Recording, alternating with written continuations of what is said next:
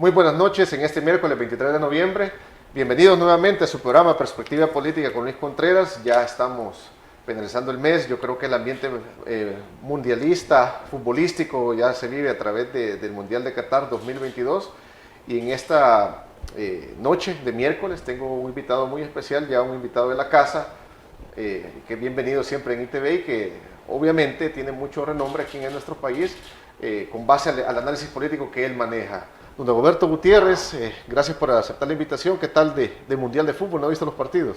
Sí, con sorpresas, ¿verdad? La de Argentina ha sido quizás la sorpresa más marcada. Sí, son importantes las sorpresas. En política, en deporte, yo creo que en todo. Sí, y en el fútbol, las sorpresas son cosas de todos los días. Mire qué lástima que nuestra selección nunca da sorpresa. No, no. Sería una sorpresa y será una buena sorpresa cuando participe en un mundial. Mire que la Fútbol Playa hay que felicitarlo. Recientemente le ganaron a México nuevamente. Yo creo que esa selección siempre ha destacado en esa área deportiva y qué bueno. Y los éxitos ya no son sorpresas. Exacto. Del fútbol playa. Sí, ya se ha mantenido a través del tiempo. También el fútbol, el otro fútbol. Hay gente buena. Y aprovecho para felicitar a la gente del FAS. Qué bueno salieron los del FAS. Una buena noticia para todos los santanecos.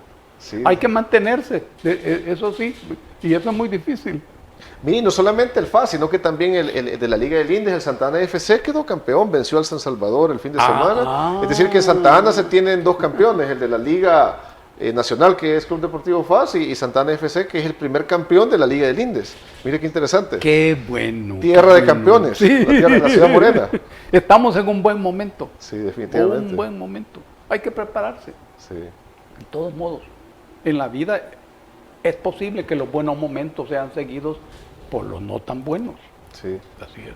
No, definitivamente. Don Dago veo que trae un dibujo muy interesante por ahí, quiere mostrarlo al Es que público. fíjate que un día de estos estuvimos en Tejutepeque.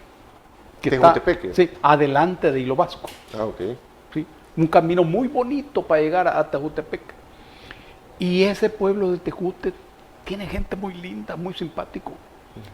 Hablamos de todo, del mundo, del país, de una palabra mágica que se llama crisis, que es una palabra está muy de moda. Bien importante, bien importante. De ahí se deriva otra palabra que se llama criba.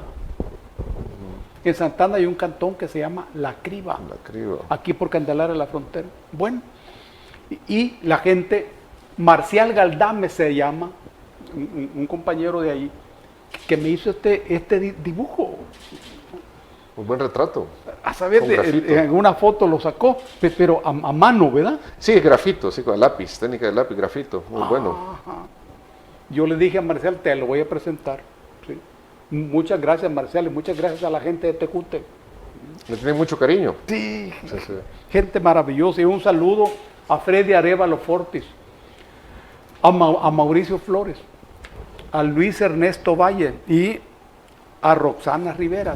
Ellos son artistas y comerciantes.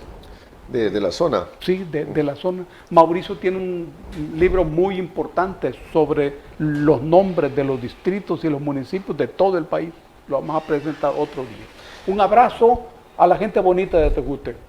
Mire qué importante, don Dago, porque creo que la parte cultural de nuestro país siempre ha sido hecha a un lado, en cierta medida no se le ha dado la preponderancia que se merece. Y aquí hago una pequeña publicidad, que la próxima semana vamos a entrevistar a la ministra de Cultura, a María Pleites, porque es un trabajo muy interesante el que están haciendo y yo creo que es importante difundirlo, definitivamente. La cultura es diferente a la educación.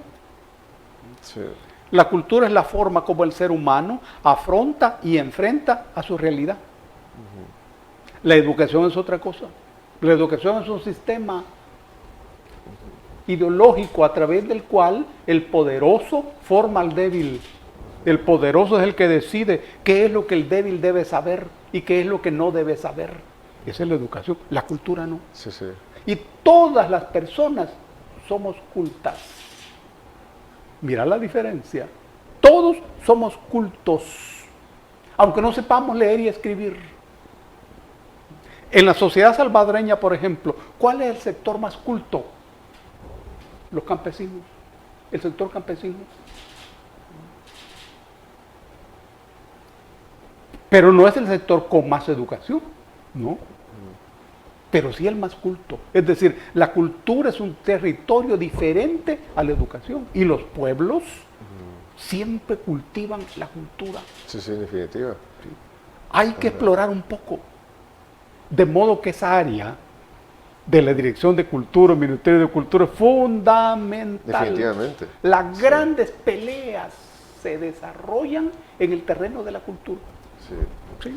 No, es algo que hay que no apostarle, sino que más bien invertirle. Algo que en su momento yo creo que siempre se ha visto como algo de relleno, así como las áreas deportivas. Y yo creo que, bueno, si hablamos de seguridad, que es con lo que vamos a entrar en este primer segmento, no solamente se estuviera reprimiendo ya no más el delito, si se hubiera tenido una educación cultural más a profundidad, más sustancial, diría yo, de los salvadoreños durante décadas anteriores. Sí. Pienso que eso ha sido importante. Y podemos ver la otra contraparte como se ve en países nórdicos, países que en cierta medida mantienen sus culturas, sus raíces también bien arraigadas. Bueno, si nos vamos a otros países de Latinoamérica, también vemos cómo tratan de mantener esa cultura que los identifica también de sus ancestros. Exactamente. La educación se puede cambiar. Hay planes de educación y hay planes de educación. La cultura no. No, porque la cultura está... La esencia de los pueblos, de cada pueblo. Exactamente. Y como es la forma como el ser humano afronta y enfrenta su realidad. Y la realidad es todo lo que se resiste.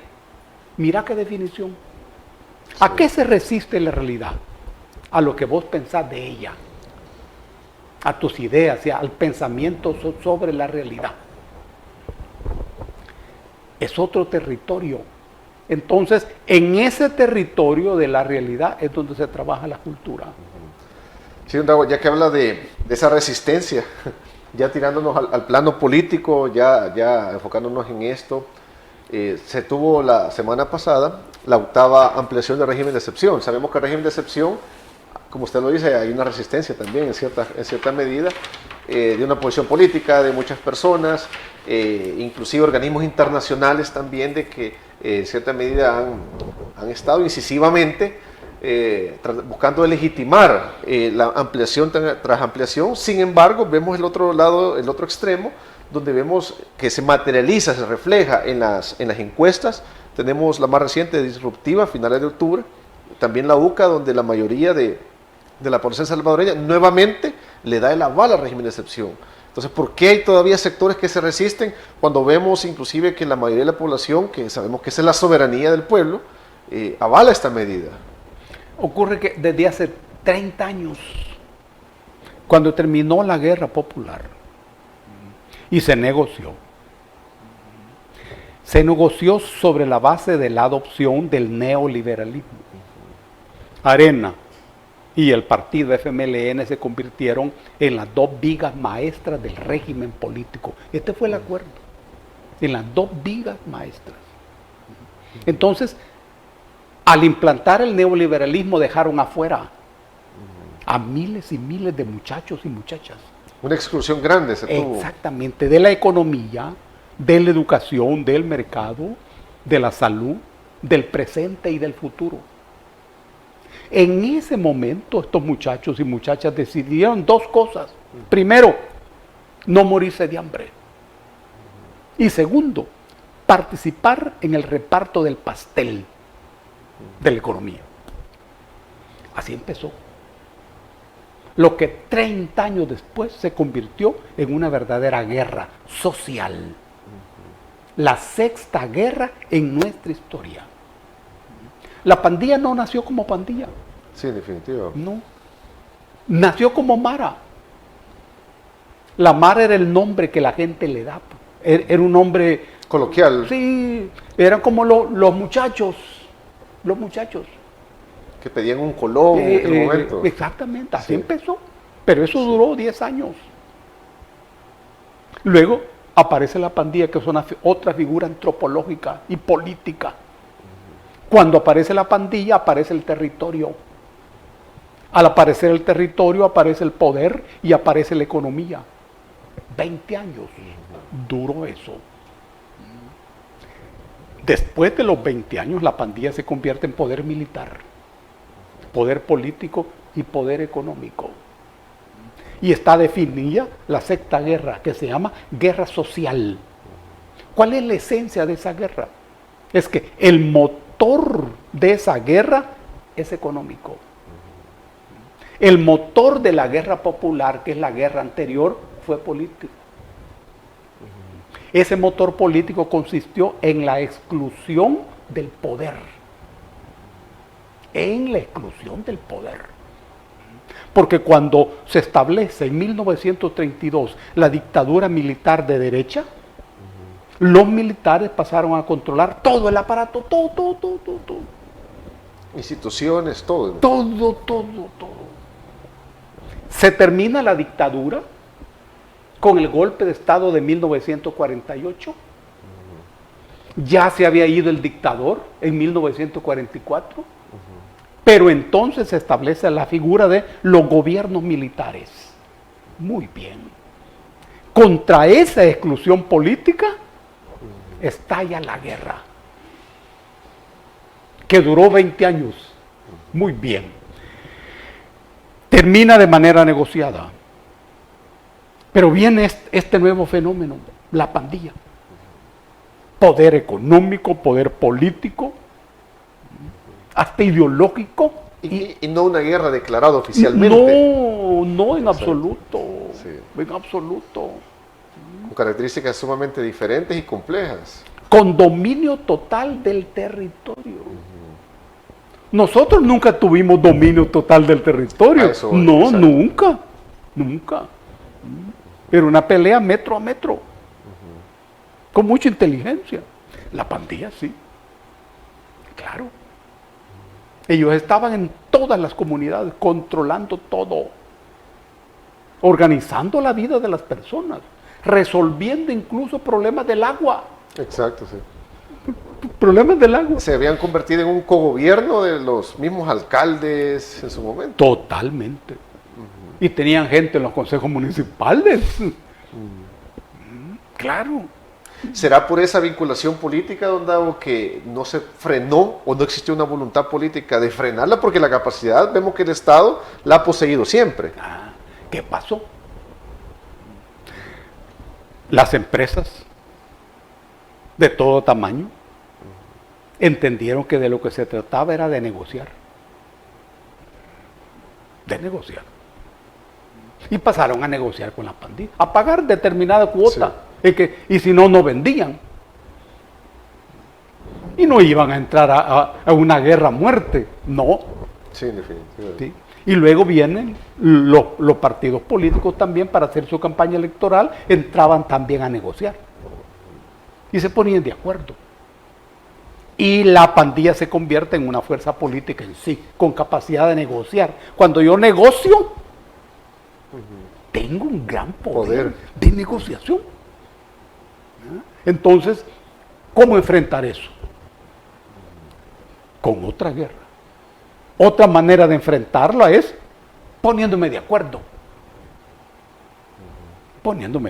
Que es lo que casi siempre se hizo. Pero hoy se enfrenta eso con otra guerra. ¿Qué es lo que ocurre en este momento? Pero esa guerra tiene inconvenientes. Porque debe tener marcos legales, porque no se trata de una guerra oficial ni declarada. No. Y hay procedimientos legales que respetar. Por eso es que aparece la necesidad del régimen de excepción. Para eso existe el régimen de excepción. Jurídicamente a mí no me gusta el régimen de excepción. Sí, he escuchado que lo he mencionado. No. En la primera parte de la Constitución aparecen los derechos individuales, la lista de los derechos individuales. Como un menú en un supermercado o en un restaurante. A continuación aparece el régimen de excepción. Y en el texto de la Constitución dice derechos individuales y su régimen de excepción. Ahí se anuncia. El Estado te puede quitar los derechos. La Constitución no lo dice así. Dice que se suspenden las garantías. Una belleza jurídica. Lo que hacen las constituciones son gente muy inteligente, ¿verdad? Y saben cómo escribir. Pero te quitan los derechos. Para eso es el régimen de excepción. Y dice, en caso de guerra, invasión del territorio, rebelión, sedición, desastre, pandemia o grave alteración del orden público, ahí hay un menú de causales. Sí. Y se tenían varias ya en El Salvador que estaban, básicamente las que usted mencionó, para haber tomado esa iniciativa años atrás. Claro, claro. Sí. Y el tema tiene que ver con los jueces. Porque en el segundo inciso se afecta el artículo 11 y el 12, que son maravillosos, 12 y 13. Ahí está la presunción de inocencia. Y le da 15 días de plazo al juez. Normalmente son 72 horas. Exacto, sí. Por eso el régimen de excepción. Legal. En la Constitución aparece la figura jurídica. Pero vos no puedes usar esa figura si no tenés lo que se llama correlación de fuerzas. Exacto. Eso no te lo da la Constitución. No. Ninguna ley te da correlación de fuerzas. Eso te le dan los votos en la Asamblea. Si tenés los votos, podés usar eso. Si no lo tenés, olvídate, aunque estés en la Constitución. Es letra muerta si no se tiene la correlación, definitivamente. Claro. Sí. Ahora, lo que están en contra de esto, en primer lugar, tienen derecho a estarlo. Sí, porque es una democracia. Eso es una democracia. Tienen derecho a estarlo. Pero ¿cuál es el camino? Cambiar la correlación en la Asamblea Exacto. Legislativa. Hay que derrotar al gobierno en las próximas elecciones. Y quitarle la mayoría a la Asamblea Legislativa. Es que no hay otro camino. Sí, que básicamente esa es la soberanía, porque es importante mencionar eso, don Dago, porque la oposición o quien está en oposición siempre se autodefine, se autopercibe y se autodenomina como que ellos son los dueños de la verdad y que el país entero, la mayoría del país entero está equivocado. Y cuando vamos a los resultados, vemos que no le dan los números. Incluso buscan deslegitimar, desvirtuar lo que las encuestas mencionan, que son encuestas pagadas, que son encuestas hechas a la medida. Sin embargo, lógicamente estas mismas casas encuestadoras son las que les han dado la victoria a nivel legislativo, municipal, parlacen también y en su momento presidencial al actual gobierno. Es decir, ha sido bofetada tras bofetada y bofetada. Es decir, como dice el viejo adagio, apaleados al final. Sí. O sea, eso es lo interesante. A nivel democrático no han podido revertir ese fenómeno que está sucediendo en el país. Claro. Y uno sabe que en esos grupos, hay gente inteligente. Por supuesto. Que tiene la suficiente sensibilidad para darse cuenta que hay en todo esto un problema muy delicado. Que es que la ideología es el arma política más importante. Quien pierde la pelea ideológica pierde un montón de cosas. Ellos tienen una importante campaña ideológica, minuto a minuto, día a día, están atacando. Sí. Vienen las encuestas y siempre las pierden. Entonces, ¿qué es lo que ocurre? Ocurre que sus planteamientos políticos no convencen a la gente. Sí, sí, es interesante, ¿no? O posiblemente los que expresan esos planteamientos políticos, vamos a suponer que los planteamientos son justos y correctos, pero los que lo expresan no gozan de la confianza de la gente. Eso es interesante, es decir, no es un rostro que inspire confianza, credibilidad, ya sea por un pasado político o por sus allegados también políticos. A saber, ellos lo sabrán. Lo cierto es que cuando viene la encuesta, pierden. Entonces hay que revisar. Hay que revisar. ¿Qué estoy haciendo mal? Porque si yo sigo diciendo lo mismo, seguiré siendo derrotado. Exacto, sí. ¿Y hasta cuándo? Porque vienen las próximas elecciones. ¿Y cuál va a ser mi discurso? ¿Cuál va a ser mi planteamiento? Y más que ahora, don Dago, en esta elección ya está validado la elección, el voto exterior, tanto para elegir al presidente de la República y la Asamblea Legislativa. Es decir, se va a contar con mayor fuerza también de salvadoreños en el exterior que en su momento, en elecciones pasadas, tuvieron que venir, pagarse el vuelo y van a tener esa facilidad de no hacerlo. Se espera una afluencia mayor en el ejercicio del sufragio. Ese es un terreno que siempre ha sido áspero. Porque los emigrantes mantienen el país, una parte importante de la economía del país está en manos de los emigrantes. ¿Se había sido ingrato en gobiernos anteriores o políticos pasados en no validar ese voto en el exterior? Sí, y falta de visión política, pero también temor. ¿Pudo más el temor de que fueran sustituidos por estas personas? Temor político Sí. por el voto de la gente en el exterior. Temor político. Esa gente contribuye al país en la economía y contribuye a la economía de los Estados Unidos. Una dualidad interesante. Claro. Sí. Las decisiones que toman los Estados Unidos con respecto a los emigrantes tienen que ver con el papel de los emigrantes en relación con su economía, porque estamos produciendo la riqueza a ellos, pero también aquí. Es decir, que esto viene a desvirtuar cuando dicen que si nos peleamos con Estados Unidos nos van a mandar a los miles de salvadoreños que están ahí. No. Ese es un argumento que utilizan los que no están de acuerdo. Ahí hay mucha miopía política. Cuando hablamos de los Estados Unidos estamos hablando de una república sostenida por un imperio. Estados Unidos es un imperio. Y ese imperio estaba en la cabeza de los fundadores desde un principio. Sí, sí. La salud de esa república depende de la salud del imperio, que haga llegar a la república la riqueza de todo el planeta, de tal manera que esa república brille con la riqueza de toda la gente de este planeta, incluidos nosotros. Y las decisiones que toman no es en función de ningún gobierno, ni de ningunos emigrantes, es en función de ellos.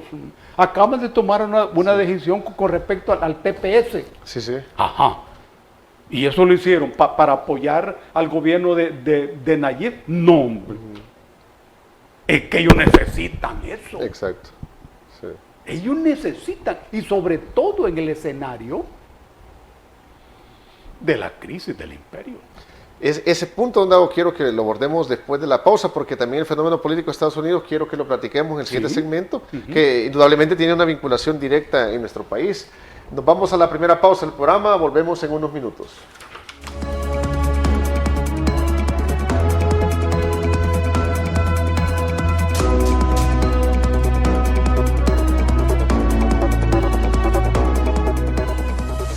Eliminar criaderos de zancudo es muy fácil. Basta con realizar 3 pequeñas acciones. Lava con lejía pilas y barriles. Tapa objetos donde conserves agua. También voltea objetos que acumulen agua como llantas y floreros. Practícalas en tu hogar, en tu trabajo y en tu escuela. Protejamos a nuestras familias. Todos juntos, cuidémonos. Evitemos el dengue. Ministerio de Salud. Gobierno de El Salvador. Restaurante El Tamarindo, un lugar histórico en Washington, D.C., celebrando sus 40 años de existencia y sirviendo sus ricos y sabrosos desayunos, almuerzos y cenas. Restaurante El Tamarindo, ubicado en el 1785 de la Florida Avenue del noroeste de Washington. Para más información, puede contactarlos al 202-328-3660. Restaurante El Tamarindo te espera. Ese bello y lindo amor que existe entre nosotros. En la Alcaldía de Sonsonate apoyamos y acompañamos la política del presidente Bukele para disminuir la brecha tecnológica. Por eso, inauguramos 21 puntos urbanos y rurales con Wi-Fi libre. Así, los jóvenes pueden acceder a Internet gratuito para hacer sus tareas y estudiar. Y los vecinos de esas zonas comunicarse con familiares, amigos y llevar adelante sus emprendimientos. Sonsonate Conecta. Eliminar criaderos de zancudo es muy fácil. Basta con realizar 3 pequeñas acciones. Lava con lejía, pilas y barriles. Tapa objetos donde conserves agua. También voltea objetos que acumulen agua como llantas y floreros. Practícalas en tu hogar, en tu trabajo y en tu escuela. Protejamos a nuestras familias. Todos juntos, cuidémonos. Evitemos el dengue. Ministerio de Salud. Gobierno de El Salvador.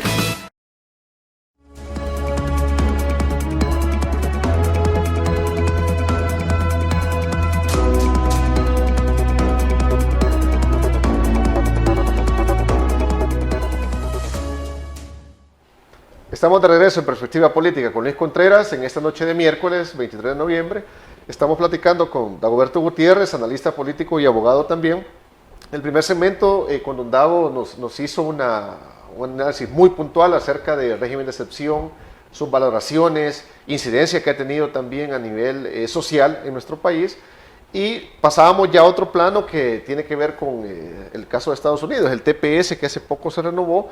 Y lo interesante, don Dago, que en cierta medida la oposición, al no poder ganar las batallas locales, busca tratar de ver qué puede hacer allá afuera y decir de que el TPS no es gracias al gobierno, que el TPS es decisión de Estados Unidos y que tratan de hacer una separación entre el gobierno actual del país y Estados Unidos. Es decir, y a mí lo que me llama la atención, don Dago, es como también esta posición política. Recordemos que la política busca beneficiar a la mayoría, a la población de los países.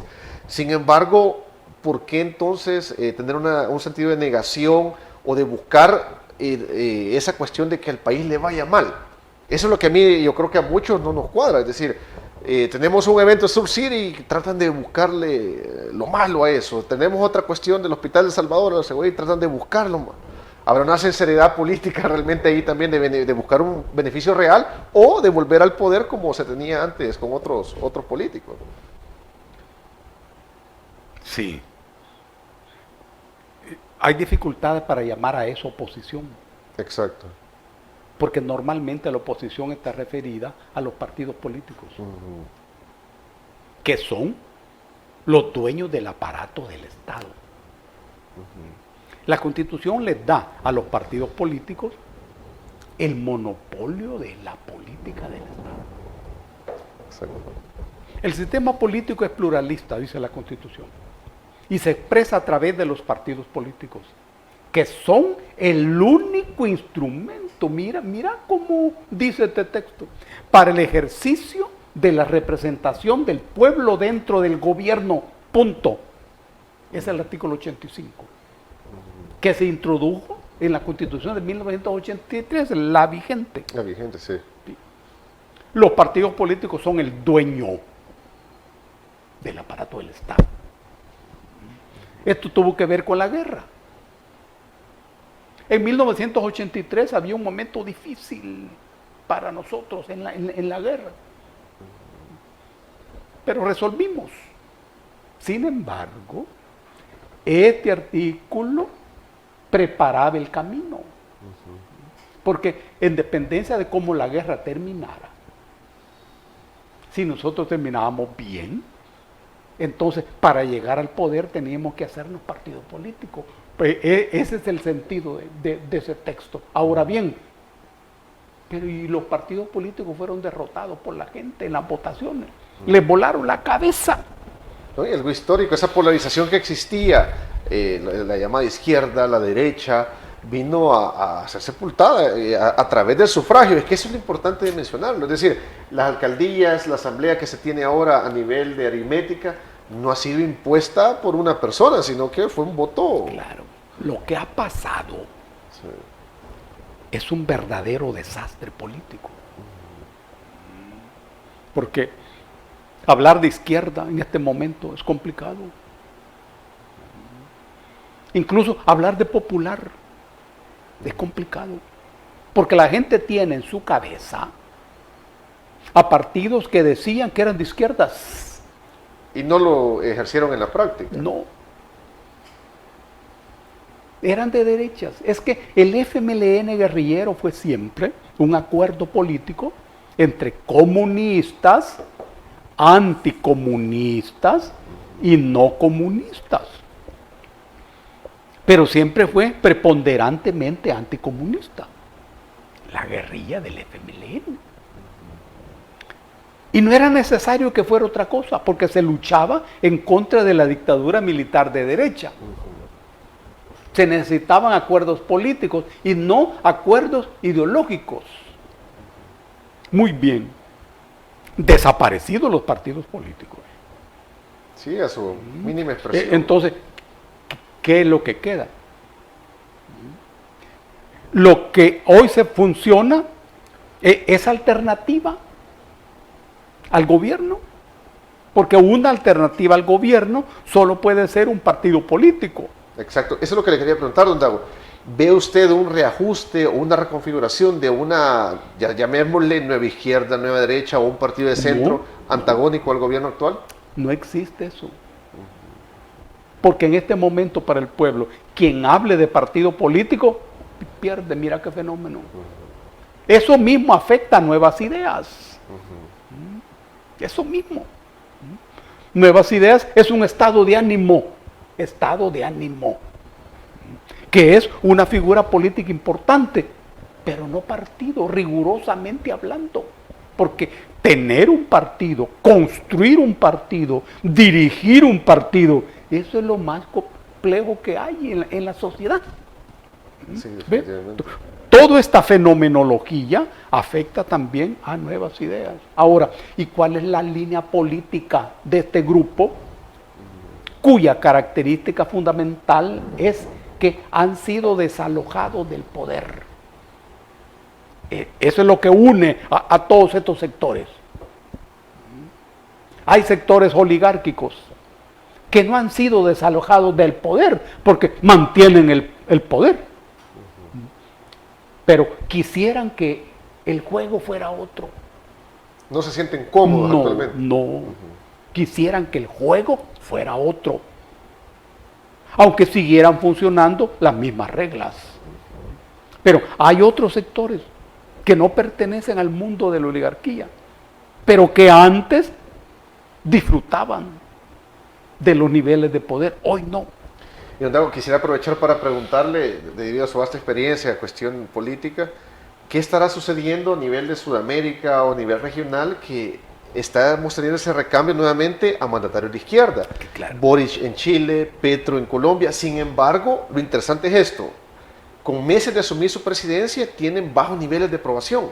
Es decir, ¿qué fenómeno estamos viendo? Porque cuando nos trasladamos a El Salvador vemos que la izquierda aquí prácticamente no existe en el espectro político, porque estos países han nuevamente vuelto, llamémosle de esta forma, a ese socialismo, a esa cuestión ideológica.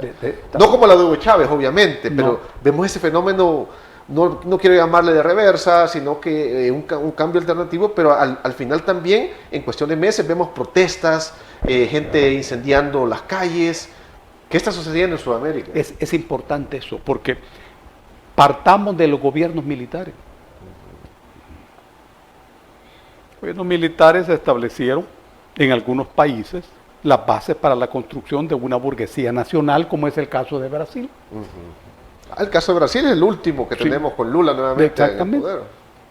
En Brasil hay una burguesía desarrollada y que alcanzó el nivel de burguesía nacional. Es decir, de una burguesía que construye planes y programas que pueden entrar en conflicto con el capitalismo estadounidense. Esa es la burguesía nacional. Pero todo ese periodo termina derrotados. Y viene otro segundo momento, donde hay gobiernos progresistas. En Argentina, en Bolivia, en Ecuador. Sí. Viene la revolución en Venezuela. Bueno, esos gobiernos también terminan y son sustituidos por otra ola de gobiernos. En Argentina, en Brasil, Bolivia y en Chile se mantiene el gobierno de Piñera y de la Michelle Bachelet, neoliberales.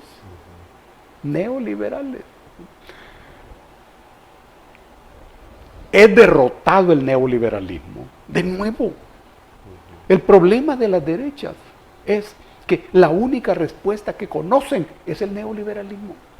Y el neoliberalismo consiste en la construcción de más mercado y menos Estado. En el neoliberalismo todo es mercancía, todo se compra, todo se vende y todo tiene precio, incluida la naturaleza y los seres humanos. La ciencia, la cultura, todo se vende y se compra. Quien pierde más es el ser humano. Entonces, en una rebelión contra el neoliberalismo, viene esta ola actual de gobiernos diferentes. El golpe de Estado de Bolivia derrotado como a los 2 años siguientes. Y viene el gobierno de Arce, que está elevando la economía de Bolivia a niveles muy altos. Es sustituido el gobierno de Macri en Argentina. Llega Fernández. Vemos a Argentina que ya superó la inflación de Venezuela, inclusive, recientemente. Sí. Ese es un gran país. Rico, inmensamente rico, con una crisis económica increíble. Esa es otra historia, Luis. Sí. Que arranca desde los días de la independencia, con el divorcio entre el poder porteño, el poder de Buenos Aires, monárquico y conservador, y el poder de los pueblos del interior de Argentina, en donde se organizaban las llamadas montoneras, que era el pueblo enfrentado a la metrópoli. Eso se mantiene en Argentina. Pero en Colombia llega Petro. Fue una sorpresa lo de Colombia realmente. Sí. Bueno, Chile también en cierta medida. Sí. No. Pero son países diferentes. La misión de Petro hoy es la paz, como una condición fundamental. Una de las cuestiones que hizo importante, hay que mencionarlo, reanudar las relaciones con Venezuela, que habían sido sumamente álgidas en gobiernos anteriores de Colombia. Eso es cosa de vida o muerte, porque Venezuela hoy va.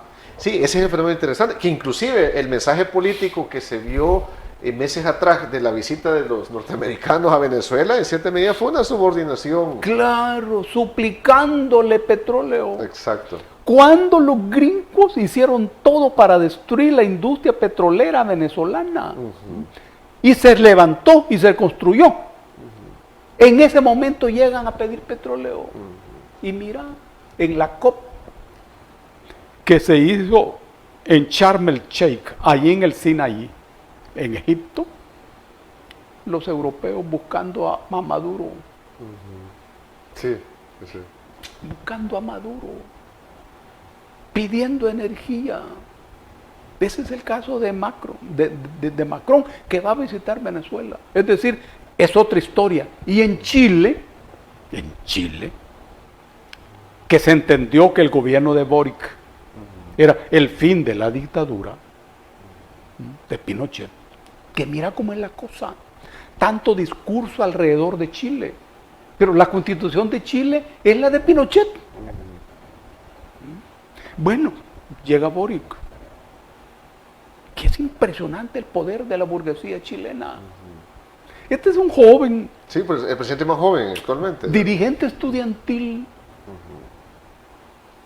Y al nomás asumir el cargo de presidente, asume el cargo de presidente de la burguesía más rancia. Deja de interesarse por la constitución y todo eso, porque él es presidente, habráse visto.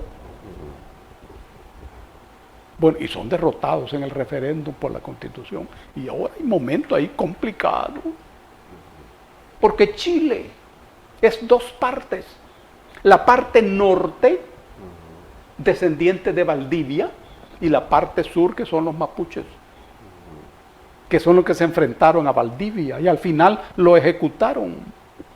Le echaron plomo derretido en la boca. Está hablando de Pedro de Valdivia. Y Chile sigue siendo eso. Pero ahí se derrotó la dictadura. Hoy este es otro proceso. Y en Ecuador, ve la escuela política. Sí. Que está haciendo la gente con Lazo. Sí.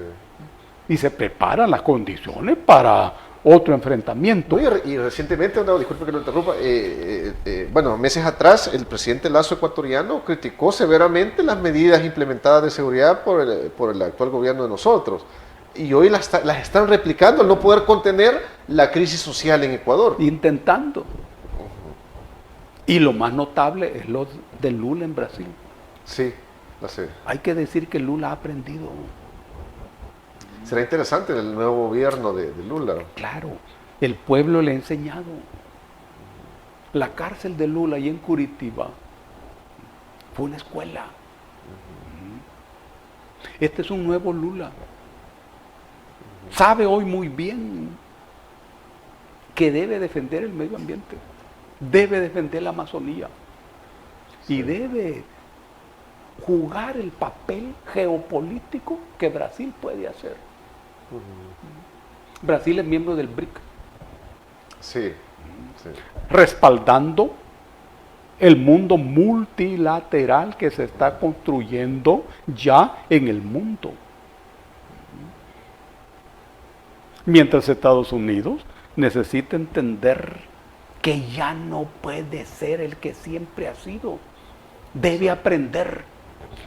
Y toda la gente en el planeta, incluidos los salvadoreños, deben aprender que los imperios no tienen amigos. Solo intereses. No pueden tener, sencillamente no pueden tener amigos. Y por ejemplo, cuando toman la decisión sobre el TPS de El Salvador, no lo hacen en defensa ni de los del TPS, Sí, no, ni en defensa del gobierno del Salvador. Sí. Son sus intereses, sus intereses. Hay que saber eso, hay que saber eso. Y en cuanto a nosotros y los emigrantes nuestros en los Estados Unidos, en primer lugar, todo emigrante debe tener resuelta su legalidad. Esa es política para el gobierno. Todo emigrante debe estar legal en los Estados Unidos. En segundo lugar, todo emigrante debe participar en la política de los Estados Unidos. Sí. Deben ser alcaldes, diputados, ministros y presidentes. Porque este es un momento de crisis del imperio. En tercer lugar, esos emigrantes han de fortalecer su relación con su país.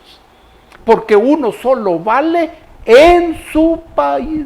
En otra parte, vos serás siempre emigrante, aunque tengas pisto, aunque pongas un restaurante o una pupusería ahí en el Bronx, siempre serás emigrante. Mira cómo es la cosa. El señor de la pupusa le van a decir. El señor de la pupusa, sí, el salvadoreño. Sí, sí, sí. Lo interesante, don Dago, ese último análisis, creo que abordamos bien puntualmente la parte sudamericana. Nos vamos a la última pausa del programa y al regresar me gustaría que nos diera su opinión acerca del TLC que anunció el presidente con China. Ya con China, sí. Volvemos en breve. Sí.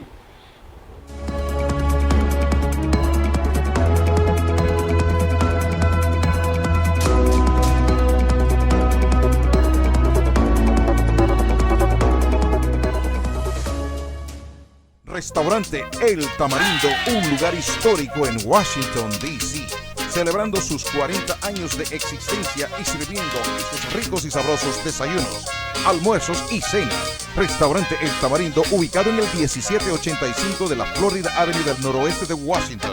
Para más información, puede contactarnos al 202-328-3660. Restaurante El Tamarindo te espera. Ese bello y lindo amor que existe entre nosotros. En la Alcaldía de Sonsonate apoyamos y acompañamos la política del presidente Bukele para disminuir la brecha tecnológica. Por eso, inauguramos 21 puntos urbanos y rurales con Wi-Fi libre. Así, los jóvenes pueden acceder a Internet gratuito para hacer sus tareas y estudiar. Y los vecinos de esas zonas comunicarse con familiares, amigos y llevar adelante sus emprendimientos. Sonsonate Conecta. Eliminar criaderos de zancudo es muy fácil. Basta con realizar 3 pequeñas acciones. Lava con lejía, pilas y barriles. Tapa objetos donde conserves agua. También voltea objetos que acumulen agua como llantas y floreros. Practícalas en tu hogar en tu trabajo y en tu escuela. Protejamos a nuestras familias. Todos juntos, cuidémonos, evitemos el dengue. Ministerio de Salud, Gobierno de El Salvador.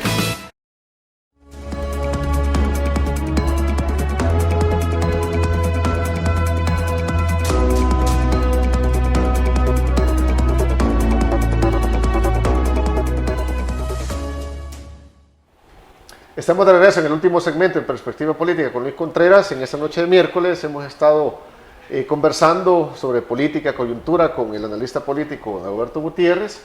Hemos conversado sobre nuestro país, el plan de seguridad, los beneficios que ha traído el control territorial aprobado por la actual Asamblea y también esbozos acerca de la parte geopolítica, lo que está pasando en gobiernos sudamericanos, ese cambio interesante de regreso a una izquierda que al final ha tenido recientemente también muchas protestas en cuanto a sus tomas de decisiones.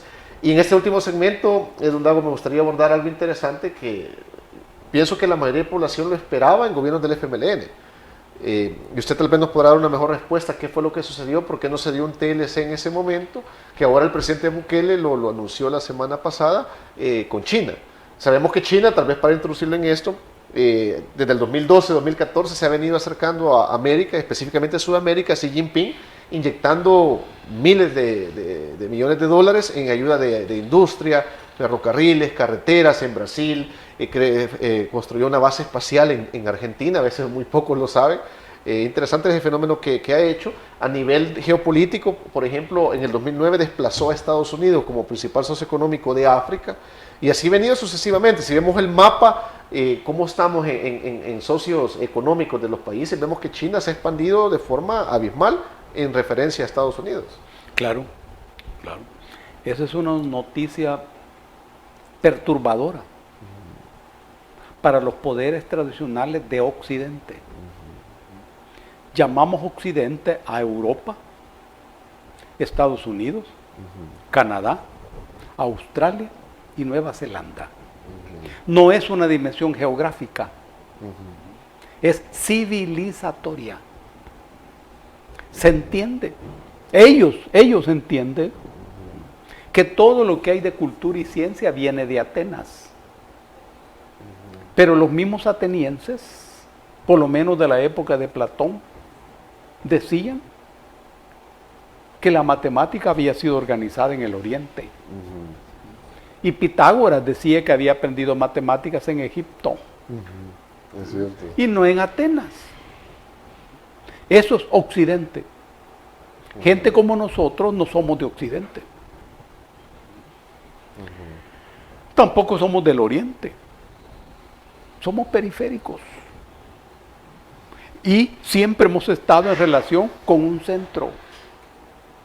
Antes que nos invadieran los españoles, el centro imperial era el imperio azteca. Cierto. Y antes del imperio azteca eran los mayas. Cuando los aztecas alcanzaron su esplendor, los mayas ya habían desaparecido. La misma civilización tolteca.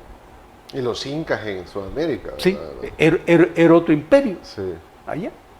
Y nosotros éramos periferia de esos imperios. Hoy somos periferia de ese imperio estadounidense, que siempre ha impedido el desarrollo de los pueblos y siempre ha buscado imponer su voluntad y sus intereses con poca inteligencia y con mucha torpeza. Hoy en el mundo se levanta lo que se llama Eurasia. Rusia, China, India, Irán. Con una economía floreciente. Con otra filosofía de la economía y del comercio y del mercado. Con la construcción de poder financiero que ayuda al desarrollo de los países, diferente al Banco Mundial, al FMI. China posee dos bancos propios que le hacen una competencia, es decir, que China no tiene necesidad de pedirle dinero al Fondo Monetario y al Banco Mundial. Claro, ellos son los que otorgan. Por supuesto.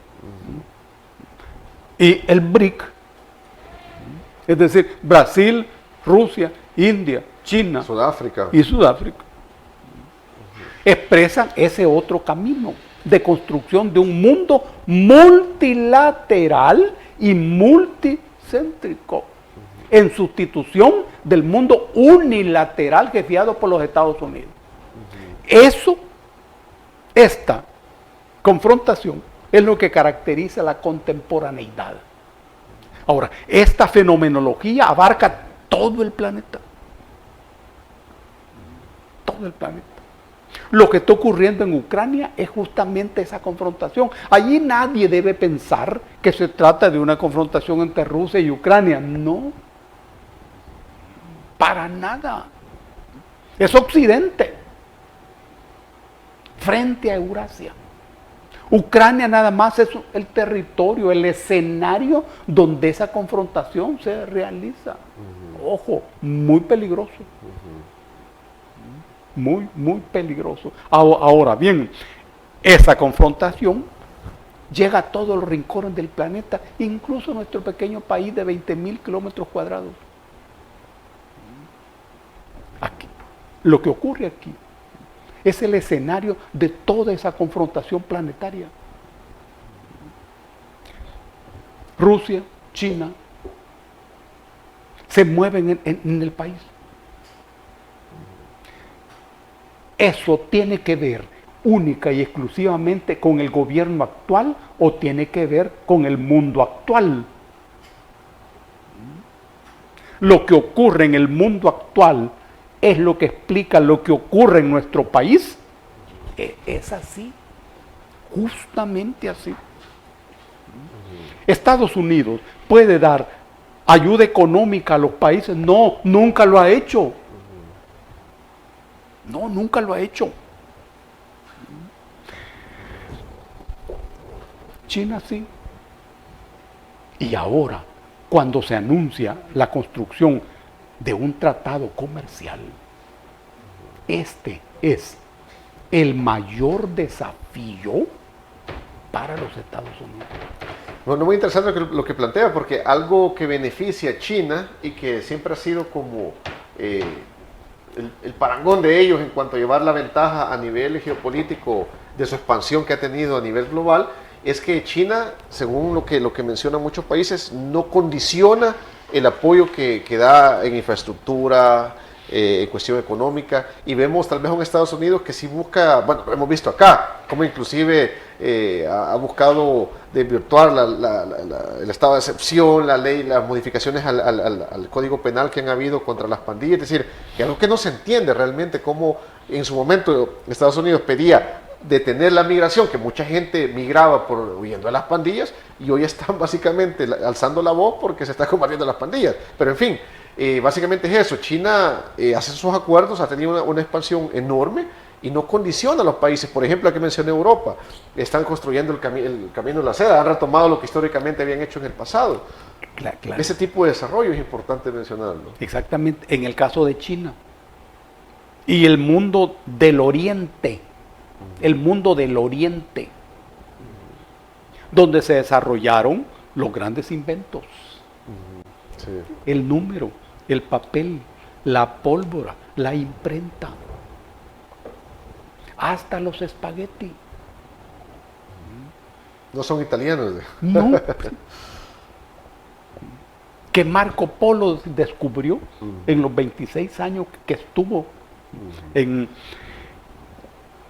China.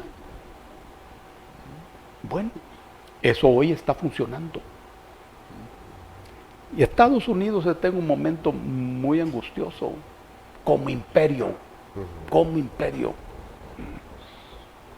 Y sus gobernantes requieren lo que nunca han tenido, mesura y talento. Ellos piensan que la fuerza es el factor fundante de toda política. ¿Cómo ve, don Dago, el anuncio de Donald Trump, expresidente de Estados Unidos, que nuevamente se va a postular a la presidencia? Ya que menciona, es porque él tenía un estilo muy particular, un carisma específico, diferente a Biden. Muchos lo califican como muy antimigrante, etc. Sin embargo, a nivel geopolítico, supo equilibrar a China o un Corea del Norte. En su discurso estuvo interesante lo que mencionó. Corea del Norte no lanzó misiles, dice, yo no invadí ningún país, y dijo ciertas cosas muy ciertas que a Biden no le favorecen. Está bien. Antes de eso, que es muy importante, una reflexión sobre el tratado comercial. Okay. Las guerras hoy, los especialistas las llaman guerras híbridas. En el pasado, la palabra guerra estaba referida a combates. Solo armas, oye, ha tenido una... Pero ocurre que en este momento hay combates, ¿cómo no? Pero hay una línea. En los combates, en las guerras, se establecen líneas de fuego, diferentes líneas de diferentes direcciones. Pero ahora hay una línea económica que es parte de la guerra. Justamente es parte de la guerra. Otra línea cultural. Otra línea ideológica. Otra línea de la palabra, basada en el lenguaje. Entonces, esa línea económica resulta hoy decisiva. Porque en esta coyuntura Europa se hunde en la crisis. Rusia no. Lo último, acaban de botar 2 rompehielos atómicos en las aguas del Ártico para incorporarlos al tráfico mercantil por la ruta del norte, allá arriba en el Ártico. Entonces la economía va para arriba, Europa se hunde, Inglaterra se hunde. Las que antes fueron potencias. Las que antes fueron potencias, dueñas de los mares y dueños de los mercados. Estados Unidos se hunde, ya no son los dueños de los mercados. Hoy se anuncia la negociación de un tratado comercial, China y El Salvador. Y se puede preguntar, ¿y qué va a vender El Salvador a China? ¿Y qué va a comprar China a El Salvador? Eso se resuelve en el tratado. Para eso hay una negociación. Bueno, y se delimita el producto. Todo. Por ejemplo, el caso de Brasil, exportan mucha carne de res, porque con estos países desde hace bastante que tiene relaciones. Por ejemplo, con Panamá, hace un par de años estableció 19 acuerdos comerciales. Es decir, no somos los únicos ni exclusivos de la región. Con República Dominicana hace 2 años de igual manera. Y siempre, no es coincidencia, ha estado Estados Unidos muy pendiente de lo que ha estado sucediendo. Exactamente. Bueno, y aquí hay un tratado comercial con los Estados Unidos. ¿Y cómo ha funcionado? Y yo recuerdo que decían mucho que eso se iba a comer a los comerciantes de El Salvador. Lo mismo estamos escuchando hoy de una oposición en cuanto a China, que los chinos van a devorar a los comerciantes salvadoreños, etcétera. Por cierto, que los capitalistas salvadoreños deben tener una cabeza geopolítica. Necesitan dejar de mirar como único mercado al norte. Sí. Porque está más cerca. No, eso es limitado. Uno sabe que ahí hay gente inteligente. Y gente que estudia geografía. Y sabe cómo se viene desarrollando el comercio internacional. Y cómo de ese comercio nace el mercado, que es una cosa diferente al comercio. Y yo debo entender las dos cosas para entender lo que está ocurriendo hoy. El mercado chino es el mercado más grande y más vigoroso, sí, con nuevo trato. Hay que meterse en ese chiflón. Claro, para Estados Unidos es el mayor desafío. ¿Y este es un gobierno de izquierdas? No. ¿Cómo lo calificaría? Este es un gobierno de la burguesía pequeña. Y allí hay un gran desafío. Porque los otros gobiernos anteriores han sido gobiernos de la oligarquía. Ahora, esa confrontación histórica entre oligarcas y burgueses que ha cruzado, Luis, la historia de nuestro país desde los tiempos de Rafael Saldívar en la década del 70 del siglo antepasado. Lucha en la que perdió la vida el general Gerardo Barrios. lucha en la que mataron a Manuel Enrique Arago, ojo, son peleas a muerte.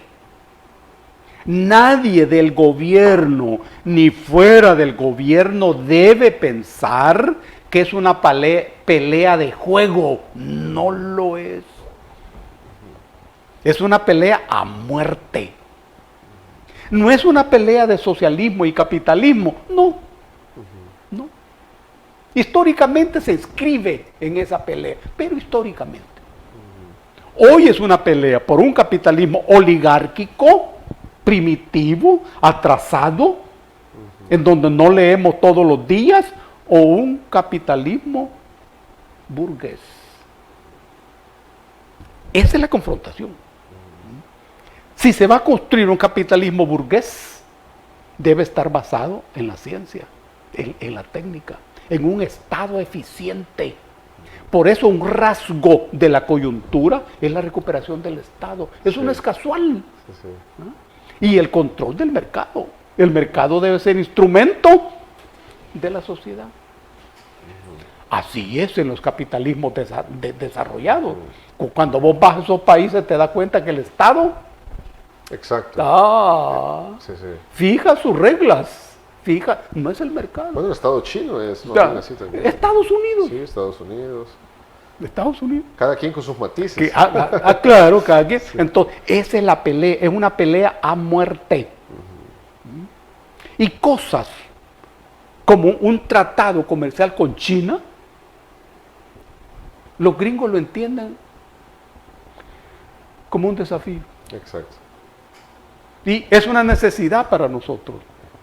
Y para todos los empresarios de este país, que deben aprender a inscribirse en el mercado planetario, donde están las rutas logísticas funcionando, donde las mercancías se están moviendo. Eso es lo que se llama mercado.